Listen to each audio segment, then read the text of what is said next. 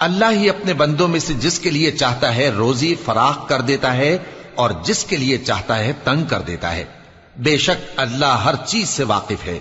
اور اگر تم ان سے پوچھو کہ آسمان سے پانی کس نے برسایا، پھر اس سے زمین کو اس کے مرنے کے بعد کس نے زندہ کیا، تو کہہ دیں گے کہ اللہ نے۔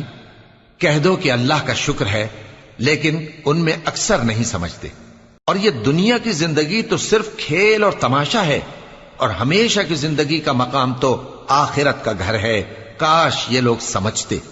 پھر جب یہ کشتی میں سوار ہوتے ہیں تو اللہ کو پکارتے، خالص کرتے ہوئے اسی کے لیے اطاعت کو، لیکن جب وہ ان کو نجات دے کر خشکی پر پہنچا دیتا ہے تو جھٹ شرک کرنے لگ جاتے ہیں، تاکہ جو ہم نے ان کو بخشا ہے اس کی ناشکری کریں اور فائدہ اٹھائیں۔ سو خیر ان قریب ان کو معلوم ہو جائے گا۔ کیا انہوں نے نہیں دیکھا کہ ہم نے حرم کو مقام امن بنایا ہے؟